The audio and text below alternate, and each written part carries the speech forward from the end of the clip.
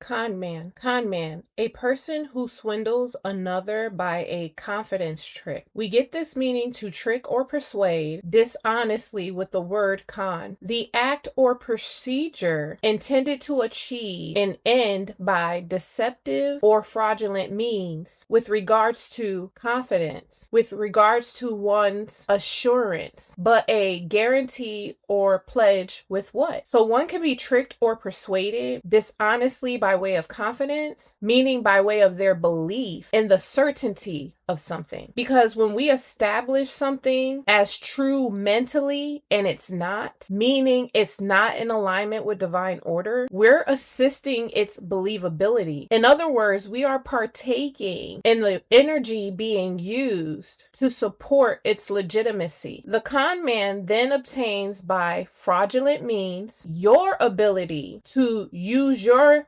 mental to legitimize what isn't true. The question is now, why would the con man want to do that when the Most High gives us the ability that is in alignment with divine order to manifest what serves our expansion, being a reflection of its abundance? Knowing who we are and our source, we see no value in legitimizing what isn't true. So it is safe to say that the con man does, because they have attributed value to that, having been subjected to the same swindling, attributing that success to the legitimizing that comes by way of others' energy, and not because that's something being pushed is actually true or in alignment with divine order. When our mental aptitude grows, why would we ever lean towards cheating or escaping what is true? If what is true redirects our mind to information we can use to gain more righteously so, that is from the inside out, whereby we produce a harvest we deserve and expect because our sowing was deliberate. Why then does the con man mislead when there is a better option? It's obvious to those who align with divine order, who align to what is true, that in actually doing so, know that this benefits us. So we conclude that this must be hidden from the mind of the con man. That is the understanding, and it seems like spiritual judgment to be subject to use more energy than one would need to if they would just go within. No need to trick another in their convictions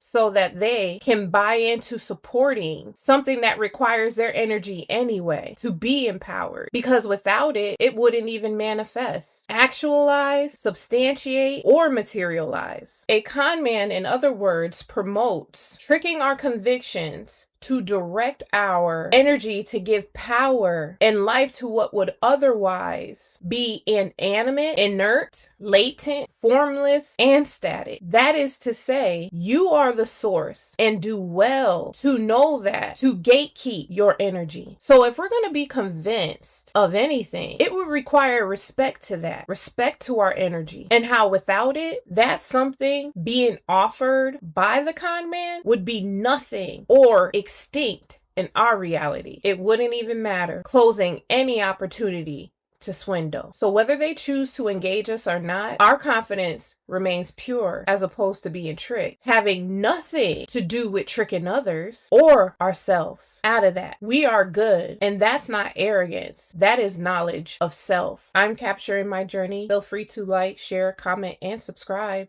if you get the picture.